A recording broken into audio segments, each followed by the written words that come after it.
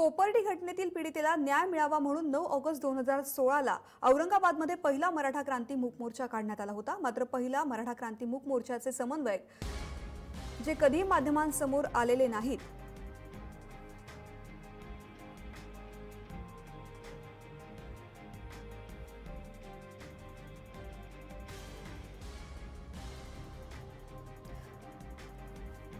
मराठा क्रांती मोर्चाचे जे समन्वयक होते त्यांच्याशी बातचीत केली आमचे प्रतिनिधी माधव सावरगावे यांनी।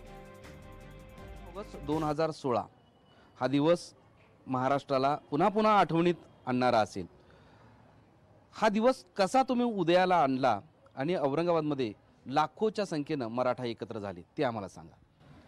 सर्वप्रथम मी जे आरक्षण मिळालं आणि जे आता पटलावर आलेलं आहे ते 16% डिक्लेअर केलं, त्याबद्दल मी त्यांचं अभिनंदन करतो। आणि आमच्या 9 ऑगस्टला जो क्रांती दिवस घडला या संदर्भात सुरुवातीची काहीतरी गोष्ट असते की कारण की ज्या वेळेस असं म्हणतात की धर्तीवर जेव्हा अन्याय होतो काहीतरी होतं आणि तेव्हा काहीतरी क्रांती घडते, असाच एक प्रकार घडला होता।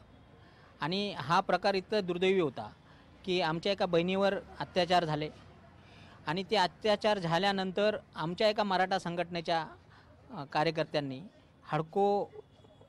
सिडको बसस्टँड येथे एक बस फोडली होती आणि ती बस फोडल्यानंतर पोलिसांचा जो अत्याचार झाला म्हणजे कुठून उगम होतो हे तुम्हाला वास्तविकता सांगतो, ह्याचा उगम कसा झाला आणि मग त्याला ज्या पद्धतीने पोलिसांनी एका अतिरेक्यासारखी ट्रीटमेंट दिली ते आम्हाला कुठंतरी मनाला टोचली। मग हा मोर्चाची सुरुवात जी होती ती एका आमच्या बहिणीवरती जो अत्याचार झाला त्यासाठीची होती। म्हणजे मूळ भावना ती असल्यामुळे जो महिलांनी प्रतिसाद दिला ह्या मोर्चासाठी तो अभूतपूर्व होता। म्हणजे मला आठवतं आहे की आम्ही जे वॉर्डामध्ये जाऊन मीटिंग घेतल्या, घरोघरी 7-8-10 जणींना बोलून आम्ही मीटिंग घेत होतो, तर त्यावेळेला त्यांची जी प्रतिक्रिया आम्ही घ्यायचो की बाबा आपल्या बहिणीवरती असा अत्याचार झालेला आहे तर त्याबद्दल तुम्हाला काय वाटतं, तर त्यावेळेला अक्षरशः डोळ्यांमधनं पाणी यायचं त्या बायकांचा। तेव्हा आम्हाला आश्चर्य वाटायचं की बाबा चला एवढी आम्हाला अवेअरनेस आहे महिलांना। आणि दुसरा विषय होता आरक्षणाचा विषय। आता जेव्हा सगळ्या माझ्या मैत्रिणी आहेत ज्या आता शिकतायत किंवा ज्या याच्यातून गेलेल्या आहेत, आम्ही याच्यातनं गेलेलो आहोत, आम्हाला त्यावेळेला खूप अडचण झाली शिकते वेळेस।